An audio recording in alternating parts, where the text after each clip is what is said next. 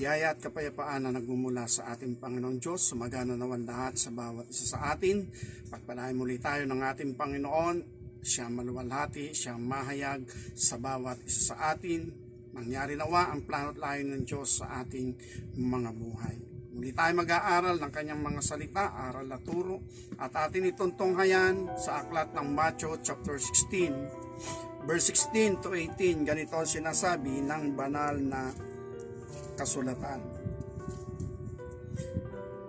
At sumagot si Simon Pedro at sinabi, "Ikaw ang Kristo, ang anak ng Diyos na buhay." At sumagot si Jesus at sa kanya sinabi, "Mapalad ka, Simon Bar-Jonas, sapagkat hindi pinahayag ito sa iyo ng laman at ng dugo, kundi ng aking Ama na nasa langit. At sinasabi ko naman sa iyo, na ikaw ay Pedro, sa ibabaw ng batong ito ay itatayo ko ang aking iglesia. At ang pintuan ng Hades ay hindi mananaig laban sa kanya." Verse 19, "Ibibigay ko sa iyo ang mga susi ng kaharian ng langit, at anumang iyong talian sa lupa ay tatalian sa langit, at anumang iyong kalagan sa lupa ay kakalagan sa langit." Pagpalain ng Panginoon ang pagkabasa ng kanyang salita. At ito ang ating pag-aaralan about the key of the kingdom of heaven. The key of the kingdom of heaven. At ito ang sinabi ng ating Panginoong Jesucristo, "Ikaw ay Pedro, sa ibabaw ng batong ito ay itatayo ko ang aking iglesia. At ang pintuan ng mga Hades ay hindi mananaig laban sa kanya. Ibinibigay ko sa iyo ang mga susi ng kaharian ng langit, at anumang iyong talian sa lupa ay tatalian sa langit, at anumang iyong kalagan sa lupa ay kakalagan sa langit." Kaya ito yung ating mapapansin na si Apostol Pedro, siya ay sinabihan at tinagurian ng ating Panginoon. Siya ay Pedro. Nang ibig sabihin nga ng Pedro ay Petrus, dahil ang pangalan niya ay Simon, at tinawag siyang Simon Pedro. Matuwid yung Petrus, yun yung maliit na bato sa mga nagko-construction, pebbles. No, yung makikinis na maliliit na bato, yung mga pebbles, ginagamit sa mga sahig, sa hagdan. At yun ay magandang klaseng bato, nadaanan lang. Pero sabi ng ating Panginoon Jesucristo, "Sa ibabaw ng batong ito, itatayo ko ang aking iglesia." At ang iglesia ng ating Panginoon, ang sabi ron, hindi makapananaig ang pintuan ng Hades. Then yung kasunod nito, sinabi ng ating Panginoon Jesucristo kay Pedro, "Ibibigay ko sa iyo ang mga susi ng kaharian ng langit. Anumang iyong kalagan sa lupa ay kakalagan sa langit. Anumang iyong talian sa lupa ay tatalian sa langit." Sa matuwid, ang ibinibigay ng ating Panginoon Jesucristo na mga susi kay Apostol Pedro ay isang authority, isang kapamalaan, isang kapangyarihan na kung saan ay ipinagkakatiwala kay Apostol Pedro. Kaya ibig sabihin, kung tinawag ito ng ating Panginoong Hesus na susi, ito yung nagbubukas at ito rin yung nagsasara. Kaya yung authority ay binanggit doon na anuman ang iyong talian, anuman ang iyong sarhan, ay sasarhan sa langit. Anumang iyong kalagan o anumang iyong buksan, bubukasan sa langit, sapagkat yung authority, yung susi ay ipinagkakatiwala kay Apostol Pedro. At hindi lamang kay Apostol Pedro, maging sa mga alagad din naman. Sa aklat ng Matthew chapter 18, ganito ang sinasabi sa verse 18. Matthew 18 verse 18, "Katotohanang sinasabi ko sa inyo na ang lahat ng mga bagay na inyong talian sa lupa ay tatalian sa langit, at ang lahat ng mga bagay na inyong kalagan sa lupa ay kakalagan sa langit. Muling sinasabi ko sa inyo, kung pagkasunduan ng dalawa sa inyo sa lupa ang nauukol sa anumang bagay na kanilang hihingin, ay gagawin sa kanila ng aking Ama na nasa langit, sapagkat kung saan nagkakatipon ang dalawa o tatlo sa aking pangalan, ay naroon ako sa gitna nila. Kaya dito makikita natin hindi lamang kay Apostol Pedro ibinibigay yung mga susi, kundi sa mga alagad din naman niya or else sa mga sumasampalataya sa kanya. Kaya napakahalaga yung pagiging karapat-dapat, kasi nung una kay Pedro ibinigay sa Matthew chapter 16. But later on sa Matthew chapter 18, ang binabanggit na rito ay plural. Ibinibigay ko sa inyo.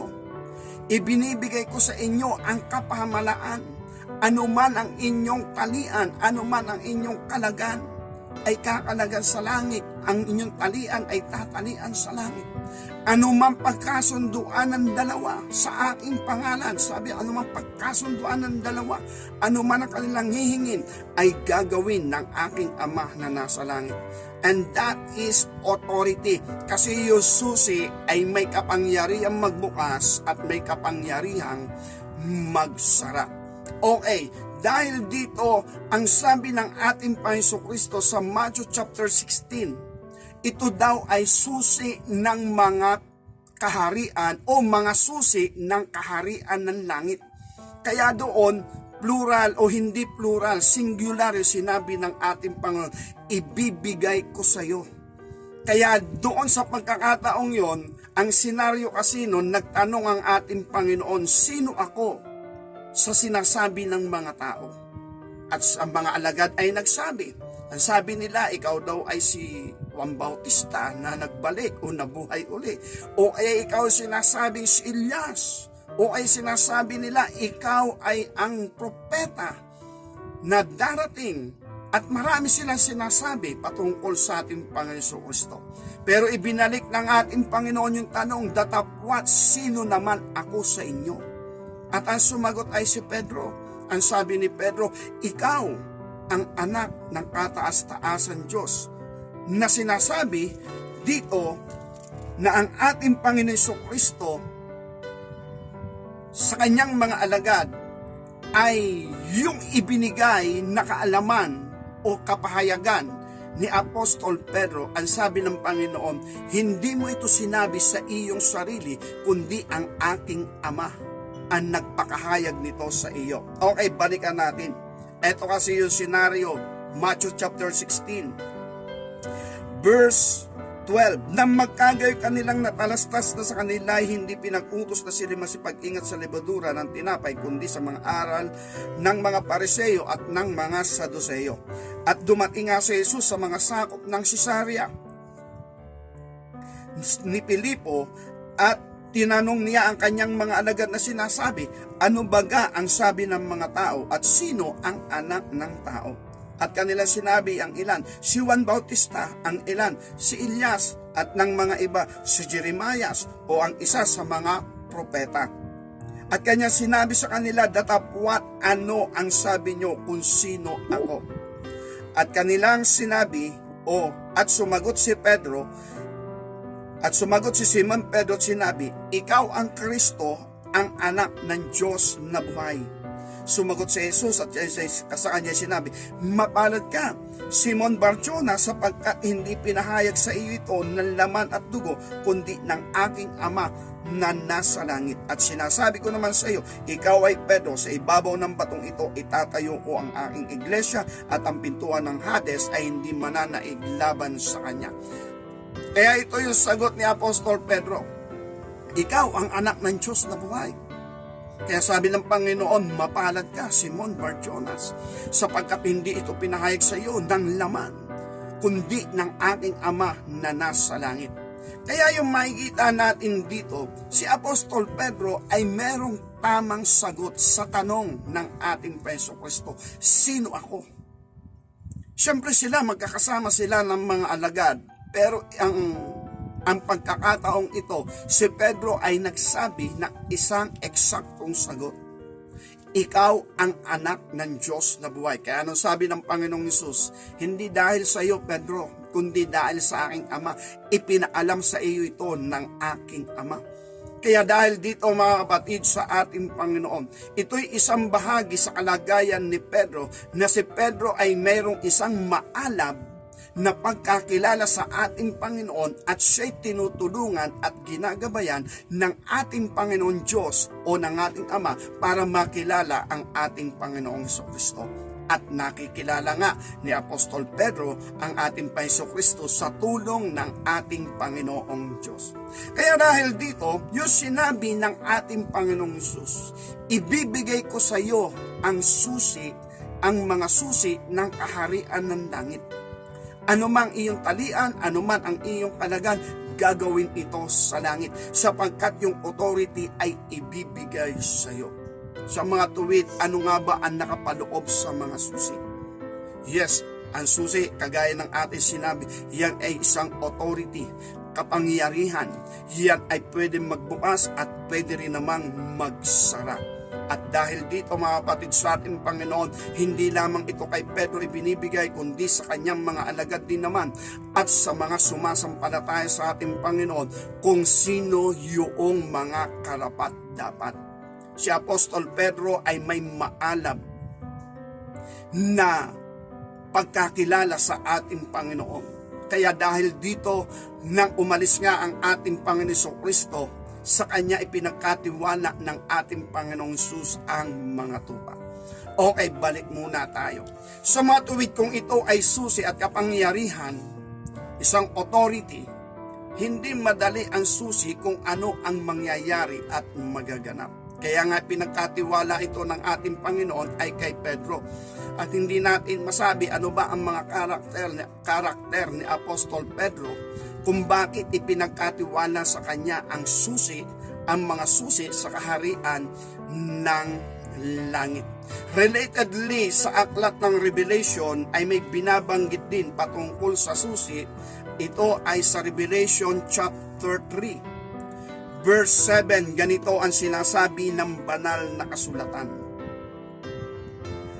At sa anghel ng iglesia sa Philadelphia ay isulat mo, ang mga bagay na ito'y sinasabi ng banal, niyaong totoo, niyaong may susi ni David, niyaong nagbubukas at di mailalapat ng sinuman, at naglalapat at di maibubukas ng sinuman.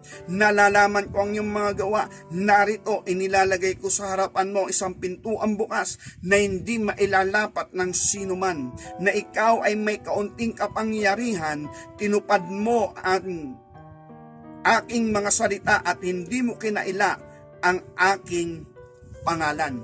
Dito makikita natin yung susi. At ang susi nito ay naroon sa tinatawag na tapat at banal. Yung tapat, yung banal, yung totoo. Ano nga ba sabi?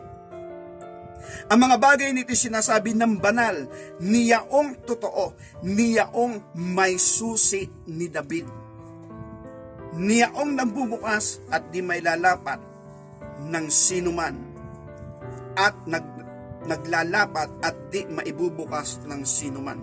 Relatedly, itong susi ay ipinagkatiwala rin kay David o kay Haring David. Sabi ron, ito ang sabi niyaong totoo at banal, niyaong may susi ni David. Nang ibig sabihin, ipinagkatiwala din sa mga panahon ni Haring David ang susi ng ating Panginoon Diyos kay David. Pero sa lumang tipan, wala na tayong mababasa na binigyan ng susi ng ating Panginoon Diyos si Haring David. Pero dito sa aklat ng Revelation, nabanggit na si Haring David ay may susi at ang susi na iyon ay hawak noong banal at tapat. Kaya dahil dito, ano ba ang karakter, ano ba ang kalagayan ni Haring David na maaaring kalagayan din ng mga apostol at maaaring maging kalagayan din natin sa mga panahong ito. Dito sa Aklat ng Gawa, chapter 13, ganito ang sinasabi ng banal na kasulatan, verse 21 to 22, ano ba ang katangian at kalagayan nitong si Haring David sa harapan ng ating Panginoon Diyos? Ito ang sinasabi ng Acts chapter 13, verse 21. Pagkatapos ay nagsihingi sila ng hari at ibinigay ng Diyos sa kanila si Saul na anak ni Kis, na isang lalaki sa angkan ni Benjamin, sa loob ng 40 taon. At nang siya'y alisin niya, ay ibinangon niya si David upang maging hari nila, na siya rin naman pinatototohanan niya at sinasabi, nasumpungan ko si David na anak ni Jesse na isang lalaking kinalulugdan ng aking puso at gagawa ng buong kalooban ko. Ito yung karakter ngayon ni Haring David sa paningin ng ating Panginoon Diyos, na ang sabi ron, nasumpungan ko si David na anak ni Kis, nagagawa ng buong kalooban ko. Kaya dahil dito, narito si Haring David ay nakita ng ating Panginoon Diyos, bagamat kahit noong hindi pa siya hari, si Haring David ay gagawa ng buong kalooban ng ating Panginoon Diyos. At ang sabi rito ay kinalulugdan ng kanyang puso. Kaya mahalaga din yon. Bakit ba kinalulugdan ng ating Panginoon Diyos ng kanyang puso si Haring David? At gaya ng ating pag-aaral, ito'y walang iba kundi sila ay compatible. Nang ibig sabihin, kung ano ang kalooban ng ating Panginoon Diyos, yun din ang niluloob ni Haring David. Kung ano ang nais ng ating Panginoon Diyos, yun din ang ninanais ni Haring David. Kaya sabi nga, magkatugma sila sa kalagayan at sitwasyong yun. At dito nga makikita natin ano ba itong karakter at attitude nito si Haring David na hindi niya nalalaman. Na nalalaman na lamang ito pagdating ng bagong tipan, or else nalalaman na lamang ito ng mga tagapagsiyasat ng ating Panginoon Diyos, ng ating Panginoon Kristo, at pinagpapahayagan niya ng mga bagay-bagay. Sa unang Samuel chapter 18 verse 17, ganito ang sinasabi ng banal na kasulatan. Ito yung karakter ni Haring David na kinalulugdan ng ating Panginoon Diyos. Bagamat hindi alam ni Haring David yung buong katotohanan, yung buong kalagayan at buong sitwasyon. 1 Samuel chapter 18 verse 17, ganito ang sinasabi, at sinabi ni Saul kay David, narito ang aking lalong matandang anak na babae, na si Merab, siya'y aking ibibigay sa iyo na asawa, magpakatapang ka lamang dahil sa akin, at iyong ilaban ang mga pagbabaka ng Panginoon, sapagkat sinabi ni Saul, huwag pagbuhatan siya ng aking kamay, kundi ng mga kamay ng mga Pelisteo ang magbubuhat sa kanya. Dito sinabi ni Haring Saul kay David nang hindi pa siya hari, ang sabi rito, at iyong ilaban ang pagbabaka ng Panginoon. Sa mga tuwid behind of the situation, yung kanilang mga digmaan, ay alam nila na ang pagbabakang yon ay pagbabaka ng Panginoon, hindi nila personal na pagbabaka yon. Nang ibig sabihin, spiritually may kasamang pakikipagbaka ang ating Panginoon Diyos, gaya ng ating sinasabi noon. Ang ating Ama ay nagpakahayag sa mga panahon ng kautusan na mahayag na walang ibang Diyos na makapangyarihan liban sa Kanya, at yun yung Kanyang ministeryo. Kaya dahil dito, ito yung makikita nating spiritual. Sinabi ng hari kay David, ilaban mo ang pagbabaka ng Panginoon. At muli ito naulit sa 1 Samuel chapter 25 verse 28 sa kalagayan naman ni Abigail. Ang sabi rito sa 1 Samuel chapter 25 verse 20, isinasamo ko sa iyo na iyong ipatawad at pagsalangsang ng iyong lingkod, sapagkat tunay na gagawin ng Panginoon ang aking Panginoon ng isang sambahayang tiwasay, sapagkat ibinabaka ng aking Panginoon ang mga pagbabaka ng Panginoon, at ang kasamaan ay hindi masusumpungan sa iyo sa lahat ng iyong mga araw. Ito si Abigail. Ito yung asawa ni Nabal. na ang sabi nga, yung mga tao ngayon ni David ay pumaroon at bumati kay Nabal. Ang sabi ron ay hinamak si David. Sino si David? Ang sabi roon, sino siya? Sino siya? Yung anak ni Jesse. Marami daw kasing mga alipin ang lumalaya sa kanyang Panginoon at ito yung mga ginagawa, bumabati, pabati-bati. Sabi nga, para bigyan ng mga kaloob. Sa matuwid ito si Abigail ay nakakamonitor din sa kabantugan ni Haring David. At bakit sinabi ni Abigail kay Haring David, ipinakikipagbaka mo ang pagbabaka ng Panginoon?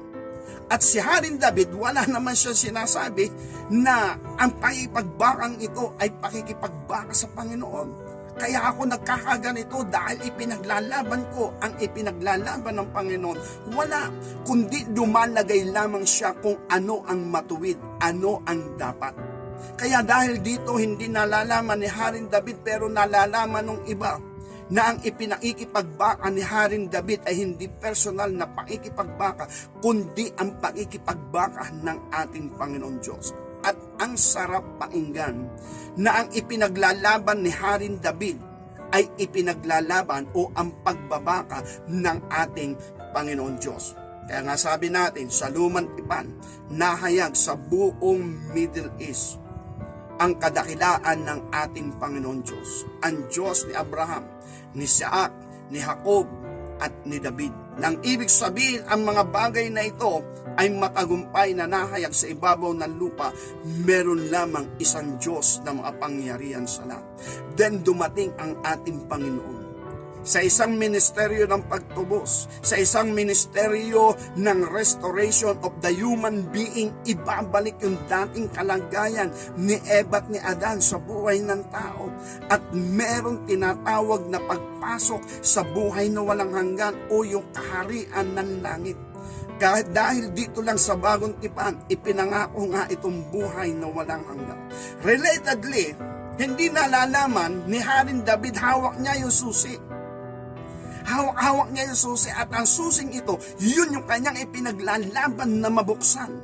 Makilala na ang kanyang Diyos ay Diyos na makapangyarihan sa lahat at ito'y nagbukas ng maraming puso at maraming mga pangunawa. Natanging ang Diyos ni Abraham, ni Isaac at ni Jacob ay ang Diyos na makapangyarihan sa lahat. Dahil dito, relatedly sa ating pag-aaral, ano ba ang susi? Ito'y isang mahalagang bagay, kapamalaan, otoridad na pwedeng magsara at pwedeng magbukas. At ang mga bagay na ito, kung ating titingnan, ano ba ang mga susing ito na pwedeng magbukas at pwedeng magsara? At kung ang mga bagay na ito ay nagsasara at nagbubukas, ang susing ito'y ipinagkakatiwala ng ating Panginoon Diyos kay Apostol Pedro at sa kanyang mga alagad. At hindi lamang sa kanyang mga alagad, kundi sa bawat sumasampalataya sa kanya. At napakahalaga na tayo ay mapasama sa mga bagay na ito, na tayo'y pinagkatiwalaan din ng ating Panginoon Diyos ng mga susi ng kaharian ng langit. Sa aklat ng Juan, ganito ang sinasabi sa chapter 20, ating tingnan, na kung saan na ibinigay din ng ating Panginoon Jesucristo ang kapamalaan sa marami niyang mga alagad, datapwat wala roon si Tomas. Kaya mabigat yun nangyari. Okay, John chapter 20 verse 21, ganito ang sinasabi. Sinabi ngang muli sa kanila ni Jesus, kapayapaan ang sumainyo. Kung paanong pagkasugo sa akin ng Ama, ay gayon din naman sinusugo ko kayo. At nang masabi niya ito, sila'y hiningahan niya.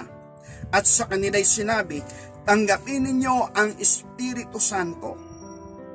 Sino mang inyong patawarin ng mga kasalanan, ay ipapatawad sa kanila. Sino mang inyong hindi nyo patawarin ng mga kasalanan ay hindi ipapatawad. Ngunit si Tomas, isa sa 12 na tinatawag na Didimo, ay wala sa kanila nang dumating si Jesus. Kaya ibig sabihin, ito yung ating makikita. Yung mga nagkakatipo na sabi doon ng Panginoon Jesucristo, hiningahan niya ang kanyang mga alagad at sinabi, tanggapin ninyo ang Espiritu Santo. Sabi rito, at nang masabi niya ito, sila'y hiningahan niya at sa kanila'y sinabi, tanggapin nyo ang Espiritu Santo. Sa paglikha ng ating Panginoon Diyos kay Adan, mula sa alabok ng lupa, ang sabi ron, nabuo si Adan mula sa alabok ng lupa at naging tao, pero walang buhay. Wala pang hininga, wala pang buhay. At para magkaroon ng buhay, hiningahan sa butas ng ilong ng ating Panginoon Diyos si Adan. At ito'y nagkaroon ng buhay at tinawag na kaluluwang may buhay. Relatedly, ito rin. Matapos na mabuhay na maguli ang ating Jesucristo, ito yung sinabi niya sa kanyang mga alagad. Sumain niyo ang kapayapaan at sinusugo ko kayo gaya ng pagkasugo sa akin ng aking Ama. At dahil dito, pagkasabi niya ng mga bagay na ito, hiningahan niya ang mga alagad at sinabi, tanggapin niyo ang Espiritu Santo. Then, biglang pumasok yung authority na ang sabi ron, tanggapin niyo ang Espiritu Santo, ang inyong patawarin sa kanilang mga kasalanan, ipapatawad. Ang hindi niyo patawarin sa kanilang mga kasalanan ay hindi ipapatawad. Then, ang sabi rito, si Tomas nga na Didimo ay wala nang dumating sa kanila ang ating Jesucristo.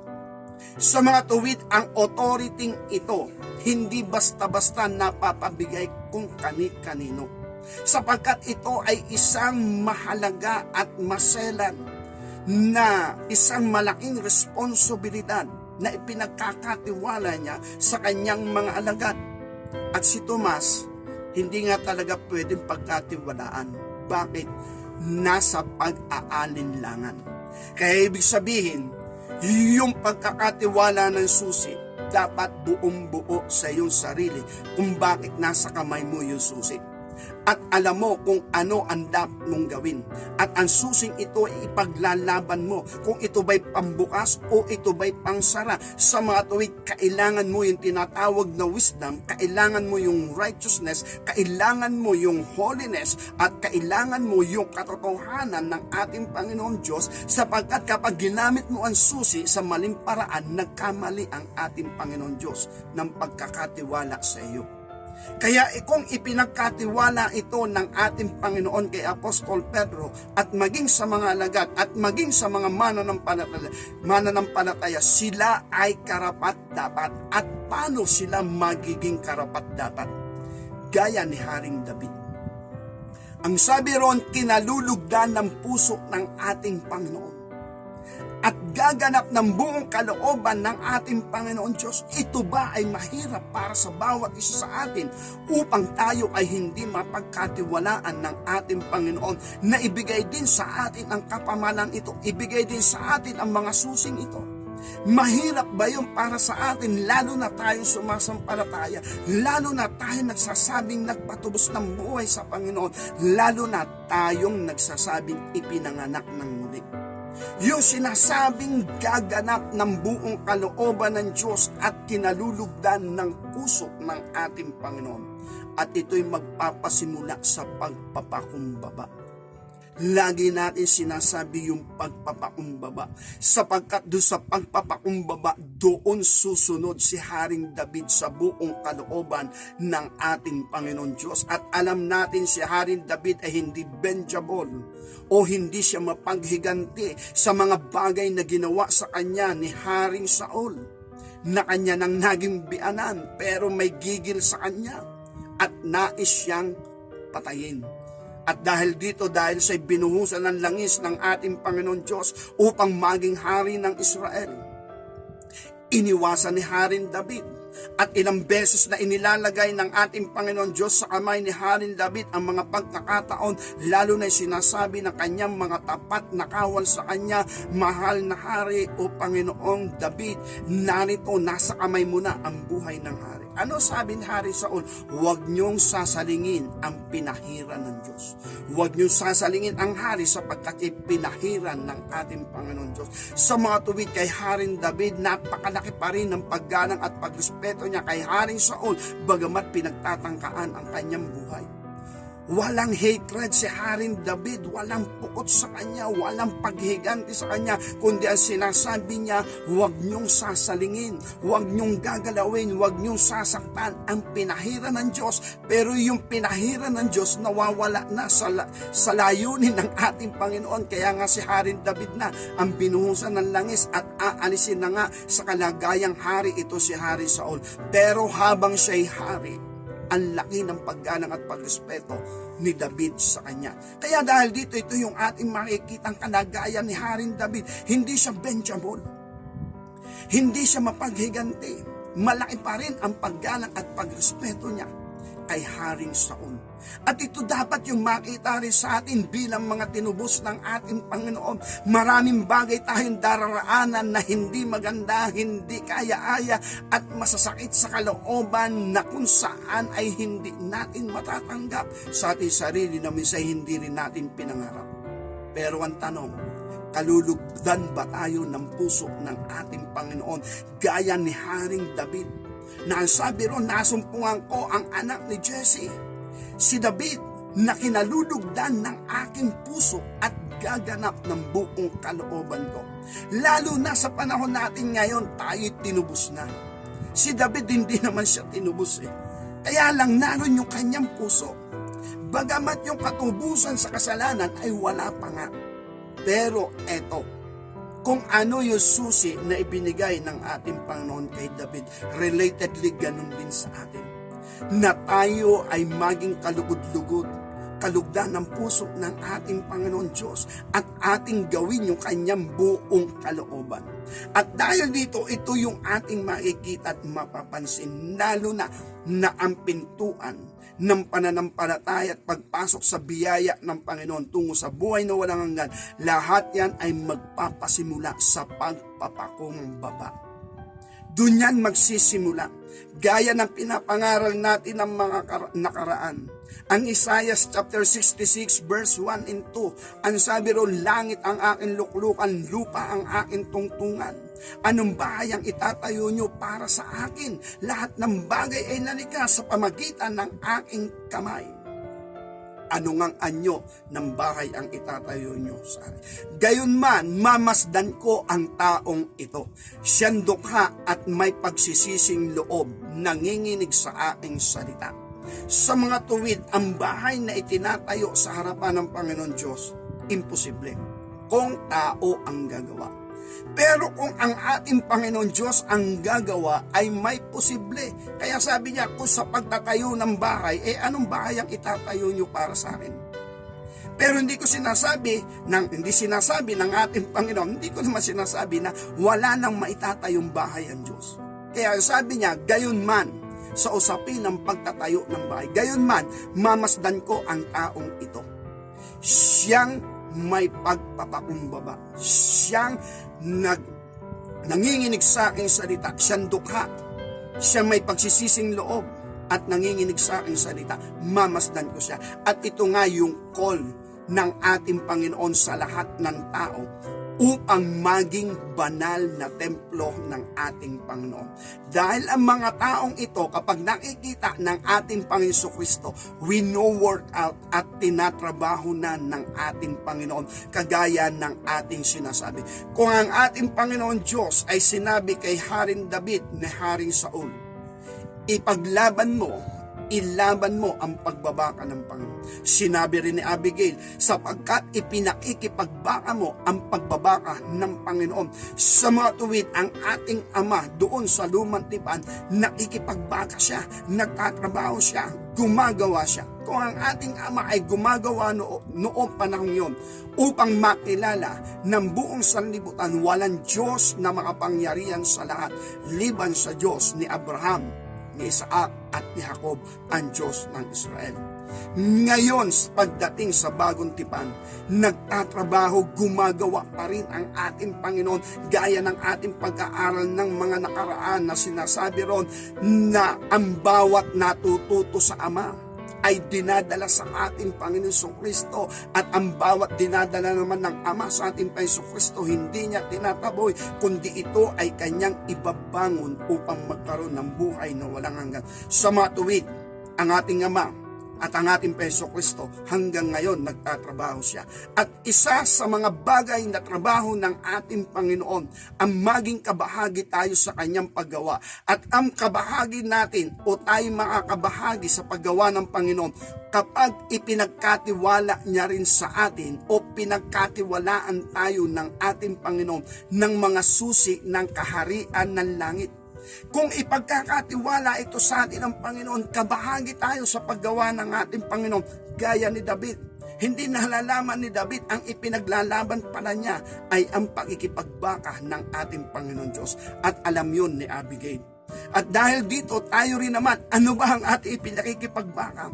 At alam ba natin kung anong pinakikipagbaka ng ating Panginoon Kristo? Baka ang pinakikipagbaka natin ay kung ano lamang seguridad dito sa ibabaw ng lupa at hindi ang pakikipagbaka ng ating Panginoong Hesus. Kaya kung babalikan natin yung ating mga pinag-aralan, ang sabi ng ating Panginoong Kristo sa Lucas chapter 12 verse 49, ako'y naparito sa ibabaw ng lupa upang maglagay ng apoy. At ano pa ang aking iibigin kung ito ay magdingas na, kung ito ay mag-alab na. Kaya sabi nga, siya'y naparito sa ibabaw ng lupa upang pagmalasakitan tayo na mga tao. At yung kanyang pagmamalasakit sa atin ay magkamit tayo ng buhay na walang hanggan. Maisurvive niya tayo mula doon sa kapangyarihan ng kasalanan na dumaloy kay Eva at kay Adan at sa lahat ng tao. At dahil dito, kung ito ay magniningas at mag-aalab na ang ibig sabihin na work out tayo ng ating Panginoon Kristo. Then, ano ba talaga ang susi? Bigyan natin ng importansya. Ang susing ito, pag-ibig lang ang susi ng lahat. Yes, pag-ibig ang susi. But actually, maraming meaning ang susi. At ang susing ito ay walang iba rin kundi ang susi ng katotohanan. Yung binasa natin sa Revelation chapter 3, verse 7, ang sabi ron, ito ang sinasabi niyaong banal at totoo. Nang ibig sabihin siya ay banal at totoo. Siya yung totoo. Ang may susi ni David, nang ibig sabihin ang nagkaloob ng susi kay David. At itong mga susi na ito ay ipinagkakaloob niya kay Pedro, sa mga pastol, sa mga mananampalataya. Pero dun sa mga nag-aalinlangan gaya ni Didimo, hindi niya natanggap ito. Na magbigay ng authority ang ating Panginoon Kristo, hiningahan niya ang kanyang mga alagad at ang mga naroroon nagkakatipon at binigyan ng authority, sino man ang patawarin niyo sa kanilang kasalanan ay ipinapatawad sa langit. Ang hindi niyo patawarin, hindi rin papatawad sa langit. Pero si Tomas hindi kasali doon. Dahil ito nga si Tomas ay isang mapag-alinlangan. Kaya nga sabi ni Apostol Santiago o ni Santiago, ang sabi ron, kung nag-aalinlangan ay huwag siyang umasa na tatanggap ng anumang bagay mula sa ating Panginoon at usapin yun ng paghingi ng karunungan. Kung nagkukulang ng karunungan ng sino man, humingi siya na hindi nag-aalinlangan. Sapagkat ang nag-aalinlangan ay gaya ng alon sa dagat na itinutulak at ipinapadpad sa magkabi-kabila. At wag daw umasa ang taong yon na siya'y tatanggap ng anuman sa Diyos kung may pag-aalinlangan. Kaya dahil dito, ang susi na ito ay walang iba kundi ang katotohanan. Sapagkat ang katotohanan ay nagbubukas at nagsasara din naman. At ito ang ating makikita Ang sabi nga, ang sanlibutan ay pinagharian ng kasalanan at ng kadiliman at lahat ng yun ay pandaraya, mga lalang ng daya. Kaya tayo ay dapat mabuksan ang pangunawa at makita natin ang buong katotohanan. Gaya na sinasabi ng aklat ng 1 chapter 8 verse 32, inyong makikilala ang katotohanan at ang katotohanan ang magpapalaya sa inyo. Sa mga tuwid, ang katotohanan ang nagbibigay ng kalayaan. At yan din ang sinasabi ni Apostol Pablo sa aklat ng Korinto na sinasabi, ang Diyos ay Espiritu at kung saan naroon ang Espiritu ng Diyos, doon ay may kalayaan. Hanapin po natin, tingnan po natin sinasabi ni Apostol Pablo na sinasabi niya ang Diyos ay Espiritu. Kung saan naroon ang Espiritu ng Diyos, doon ay may kalayaan. 2 Corinthians chapter 3 verse 16, kailanmat magbalik sa Panginoon ay maaalis yung talakbong. Yung talakbong kasi, yung lambong. Ngayon, ang Panginoon ay siyang Espiritu. At kung saan naroon ang Espiritu ng Panginoon, doon ay may kalayaan. Kaya ibig sabihin, sa pamagitan ng banal na Espiritu, sa pamagitan ng Espiritu ng ating Panginoon Diyos, mabubuksan sa atin ang buong katotohanan. Gaya ng pinangaral natin noong nakaraan about unction or about anointing of the Holy One. Yung anointing na yun ang nagbubukas ng pangunawa. At yun ay sa pamagitan ng banal na Espiritu, yung Espiritu Santo.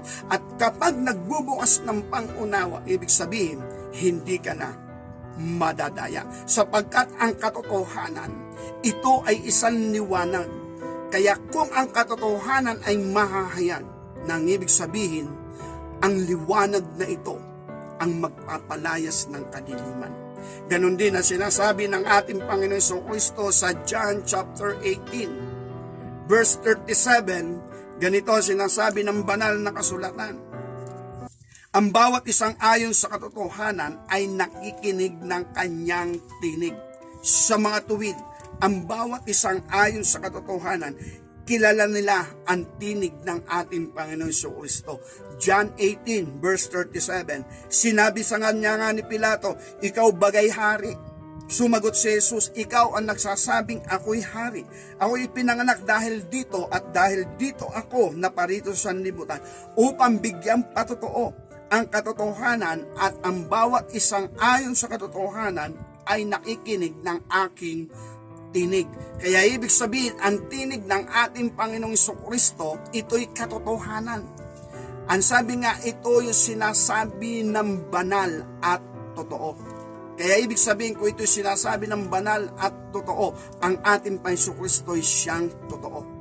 At ang bawat isa daw na ayon sa katotohanan ay nakikinig ng tinig ng ating Panginoon. Ibig sabihin, compatible sila. Kung bakit kinalulugdan ng ating Panginoon Diyos ng kanyang puso si Haring David, sapagkat ang kanilang damdamin o ang kanilang kaisipan ay nagkakatugma. At ipinakikipagbaka nga ni Haring David ang pagbabakan ng ating Panginoon. At ano ba ang pinakikipagbakan ng ating Panginoon Kristo? Walang iba kundi ang ating kaluluwa. Ang maisurvive tayo, maihango tayo mula doon sa kapangyarihan ng kadiliman at madala niya doon sa kanyang kagilagilalas na kaliwanagan at tayo ay magkamit ng buhay na walang hanggan. At kung ganito ang pangipagbaka ng ating Panginoon Kristo, ang sabi nga, pagmamalasakit ito sa atin ng Panginoon at gaya ng ating pinapangaral, dapat lang tayong magmalasakit sa ating kapwa. At yun ay lilitaw sa atin, yun ay bunga ng pagliligtas sa atin ng Panginoon, yun ay bunga ng ating kalayaan at ito ay nagmo-multiply sapagkat hindi maaaring hindi magbunga ang ating Panginoon Kristo at kung tayo ang kanyang bunga, hindi maaaring hindi rin tayo magbunga. Magbubunga rin tayo, subalit ang mga bungang ito ay ang bunga ng katubusang ginawa ng ating Panginoon Kristo doon sa krus ng Kalbaryo. Ano ba ang paipagbaka na dapat makita sa atin ng ating Panginoon Diyos gaya ni Haring David? Ipaipagbaka natin ang katotohanan. Sapagkat ang sabi nga ni Apostol Pablo, ang ating paipagbaka ay hindi pakipagbaka laban sa laman, o laban sa dugo, kundi ang ating paipagbaka ay may kapangyarihang gumiba ng mga kuta, may kapangyarihang gumiba ng mga matayog at nagmamataas laban sa karunungan ng Diyos. At ito nga ang sinasabi ni Apostol Pablo.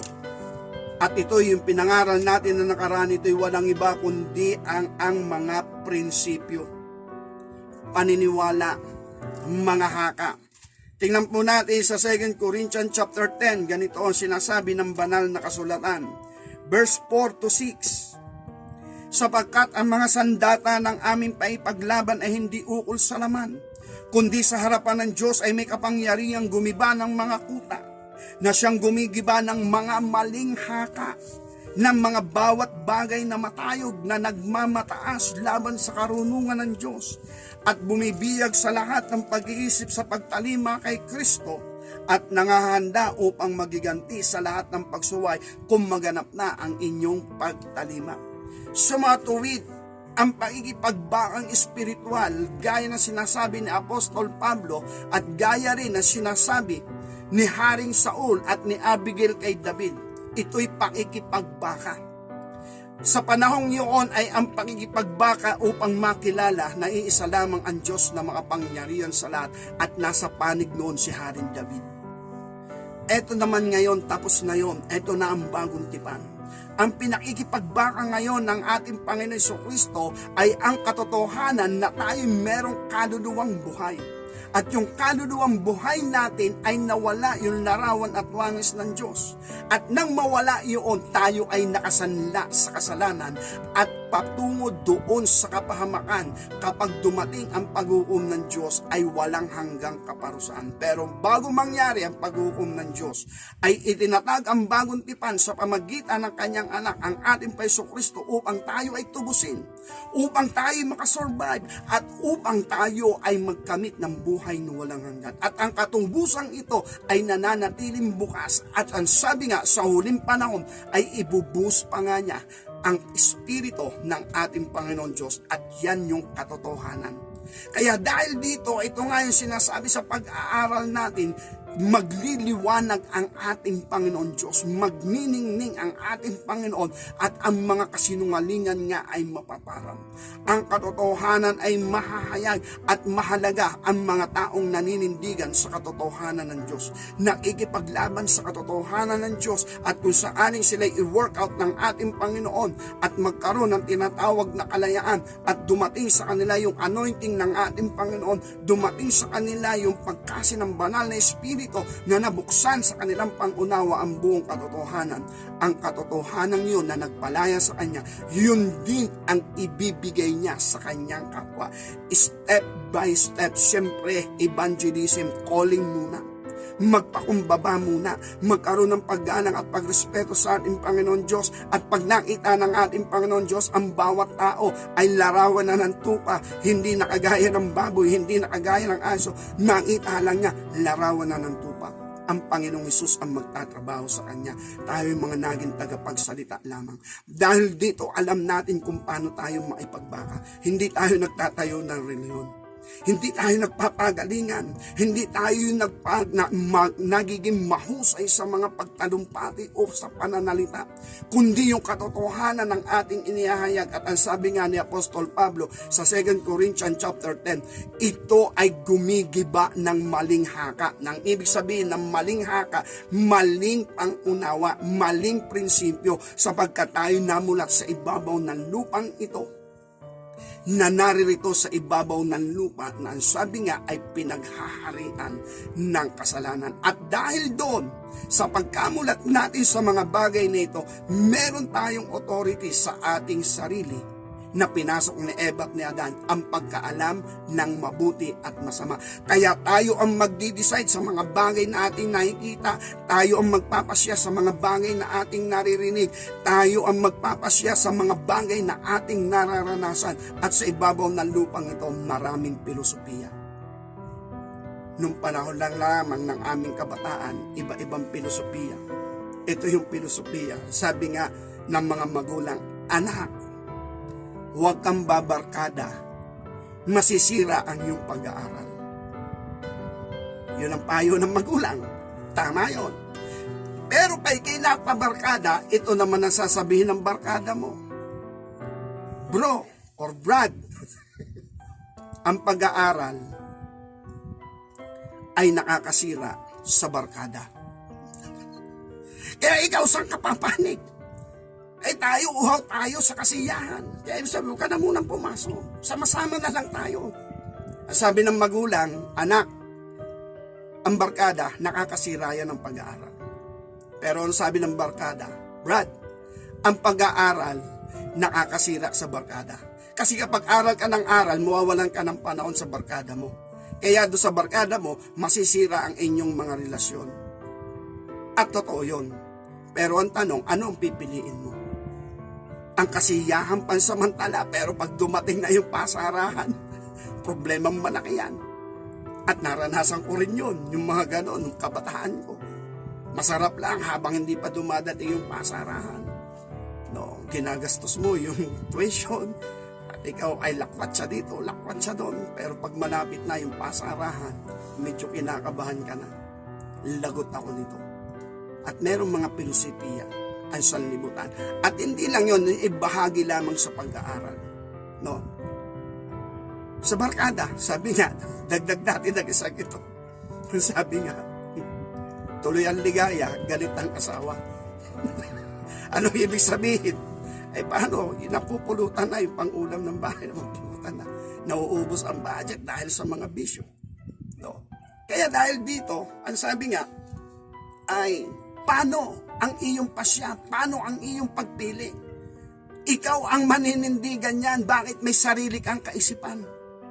Sabi rin nga nung manager ko noon, ikaw ay tao na may isip at talino. Bakit mo gagawin ang alam mong nakakasama sa'yo? Tama. Kaya lang meron ba tayong lakas kapag dumadating na yung mga pressure ng tukso? Lalo na sa usapin ng pakikisama. Nadadalhin ka naman sa kasamaan dahil sa pakikisama. Kaya ibig sabihin, yan ang magpapasya. Ikaw pa rin, tayo pa rin. At kapag pumanig ka sa katotohanan, marami kang mawawalan ng kaibigan. Yung kaibigan mo makakalis. Bakit pumapanig ka na kasi sa katotohanan? Nagkakaroon ka ng prinsipyong matuwid. At ito sinasabi ni Apostol Pablo, ang pagkikipagbaka natin ay hindi kagaya ng pagkikipaglaban, laban sa laman at laban sa dugo. Yun yung pinakikipagbaka ni Haring David, na pagbabaka nga rin daw ng Panginoon. Digmaan talaga yon. Kaya nung maisipan ni Haring David na magtayo ng templo o magtayo ng bahay ng Panginoon, sabi ron, hindi siya pinayagan ng ating Panginoon Diyos. Si Haring Solomon ang magtatayo ng bahay ng Diyos. Sapagkat ang pagipagbaka nga noon ay talagang pagbububo ng dugo. At wala naman nakilalang makapangyari ang Diyos sa panahon ng lumang tipan, kundi ang Diyos ni Abraham, ni Isaac at ni Jacob at ang Diyos ng Israel. At nagain nga nila yung Persya, nagain nila yung Babylonia, at nagain din nila yung ibang mga bansa pa. Kaya dahil dito, ito yung ating makikita. Yung tinatawag na susi ay isang pakikipagbaka din yan. Bubuksan mo ang buong katotohanan para masarhan yung kasinungalingan at meron digmaan diyan. At dahil dito sisikapin mong buksan ang isang pintuan para mahayag ang mga gawa ng kadiliman at ang tao magpapasya kung saan siya lalagay. At dahil dito, ito'y isang maselang responsibilidad. Hindi dapat tayong magkamali ng ating mga pasya at desisyon. Ang patawarin ninyo ay pinapatawad sa langit. Ang hindi nyo patawarin, hindi rin pinapatawad sa langit. Ang bigat. Pero kapag nahayag sa iyo ang buong katotohanan, kaya mong patawarin ang lahat. Dahil alam mo, pinatawad ka lamang. At hindi ka magkakait ng hindi pagpapatawad, sapagkat tayo man gaya ni Pablo, tayo ay naging masama rin sa harapan ng Diyos. Pero tinanggap tayo ng Panginoon, pinatawad niya tayo. Kaya laging bukas yung biyaya, laging bukas yung kagandahang loob ng ating Panginoon Diyos. At hindi natin isinasara yon. Na sabi nga ay isinasara na sa iyo ang pintuan ng langit. Kagaya sabi nga natin, kung hindi mo alam ang katotohanan at dahil sa paghahanap mo ng kasiyahan, ay naisipan mong isanla kay Satanas ang kaluluwa mo, yumaman ka lamang, guminhawa ka lamang. Pwede kang yumaman pero hindi giginhawa ang iyong kalooban, maging ang iyong isipan. Sapagkat ang katotohanan, ang kalayaan, the restoration of the human being, yun yung katubusan ng ating Paiso Kristo na ating ipinangaral gaya ni Haring Solomon, yung emptiness of life. Kaya dahil doon, wag mo ibig sabihin, ikaw ay nakabilanggo na rin yan. At totoo naman nakabilanggo ka. Pero kung papanig ka sa katotohanan, ang bilangguang yan ay mabubuksan. At kapag narinig mo ang katotohanan na mula sa mga lingkod ng Diyos na nakalaya din sa mga bilangguan, makakalaya ka rin dyan, walang kasalanan na hindi kayang ipatawad. Kaya dahil dito, ang pag-ibig sa kapwa ay hindi pumipigil upang tayo ay magpatawad. Kaya dahil dito, ano ba ang mga susi ng pintuan ng kaharian ng langit? Katotohanan. Pag-ibig lang ang susi ng lahat. Kapag nahayag sa atin ang buong katotohanan, hindi pwedeng mawala ang pag-ibig sa kapwa na siyang ikalawang pangunahing utos ng Diyos. Iibigin mo ang iyong kapwa gaya ng iyong sarili. Kaya dahil dito mga kapatid sa ating Panginoon, bigyan natin ng pagtatagumpay, bigyan natin ng kaganapan ang mga awiting pag-ibig lang ang susi ng lahat. At ang pag-ibig na ito ay kapag nahayag ang buong katotohanan at tayo'y nakarating sa kaliwanagang yon ng katotohanan, hindi mahirap dumamay sa ating kapwa-tao. Bakit? Dinamayan lang tayo ng Panginoon. Wala tayong may pagmamalaki. Kaya ito yung mga biyaya ng ating Panginoon Diyos, ang kagandahang loob ng ating Panginoon Diyos. Kung anumang ang susi na ibinigay kay Apostol Pedro, sapagkat dinadaluyan siya ng katotohanan ng Ama. At ang sabi ron, sa katotohanan ito, itatayo ko ang aking iglesia. At sa katotohanan ito, hindi mananaig ang pintuan ng mga Hades, sapagkat yan ay liwanag ng katotohanan. At ang mga susi nito ay pinagkakatiwala niya kay Pedro. Hindi lamang kay Pedro, kundi sa kanyang mga alagad, hindi lamang sa kanyang mga, sa lahat na sumasampalataya sa kanya at maging sa panahon ngayon, pwedeng ibigay ito sa iyo ng ating Panginoon. Dahil kapag nakapasok ka sa biyaya ng Panginoon, ibinibigay din sa iyo ang susi ng pag-ibig, susi ng katotohanan upang abutin mo ang kagaya mo na unsaan ay naghahanap din ng katotohanan. Maraming mga tao ang humahanap ng katotohanan at nauuhaw sa salita. Hindi lamang natin sila makita, pero nakikita sila ng ating Panginoon. Kaya marapat lamang tayong magsalita ng buong katotohanan kung sakaling makinig nila ito, hindi sila mapapahamak. Bakit? Hindi lamang tayo ay nagpapahayag lang sa kanila na dumating ang salitang ito ng katotohanan. Pero kapag sila'y humakbang na sa katotohanan, sila'y tatrabahuhin ng Panginoon. Kapag nakita sila ng Panginoon, nagaya na ng tupa. Nagpapakumbaba na sila. Hindi sila yung may anyo ng baboy o ng aso. Dahil doon, hindi tayo ang gumagawa. Nakikipagbaka pa rin ang Panginoon. Bumabaka pa rin ang Panginoon. At yung pagbabaka ng Panginoon, ipinakikipagbaka din natin na magliwanag ang buong katotohanan sa ibabaw ng lupa na tayo ay minamahal ng ating Panginoon Diyos. At tayo ay inaabot ng ating Panginoon upang magkamit ng buhay na walang hanggan. Hindi tayo nagtatayo ng reliyon dahil walang itinayong reliyon ang ating Paiso Kristo. Ang itinatayo natin ay ang kagandahang loob ng Diyos, ang pag-ibig ng Diyos, at ito ang binabahagi natin sa ating kapwa. Pagpalain nawa tayong lahat ng ating Panginoong Kristo. Harinawa naunawaan natin ang mga bagay nito. Ang susi ay isang pakikipagbaka. Ang susi ay isang kapamalaan. Ang susi ay isang authority. Pwedeng magbukas, pwedeng magsara. Pero sa larangan ng pag-ibig, laging bukas sa katotohanan at sa katwiran. Maliban na lamang sa mga bagay na kung saan Diyos ang hahatol. Pero tayo, alam din natin ang hatol ng Diyos. Kung sinabi ng ating Panginoon, Ama, huwag niyo pong ibilang sa kanila ang kasalanan ito. Hindi nila nalalaman ang kanilang ginagawa.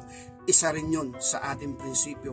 Isa rin yun ang pamantayan ng susi na taglay natin. Hindi alam ng marami ang kanilang ginagawa. Kaya dapat lang tayong magpatawad. Dahil ganun din tayo, hindi rin natin alam ang ating ginagawa. Harinawa, naunawaan po natin ang mga bagay na ito bagamat sabi nga natin, ito ay mabubuksan lamang sa mga taong nagpapakumbaba sa harapan ng ating Panginoon Diyos. Sa Diyos ang kalwalatian, magpakailan-kailanman. Amen. God bless po.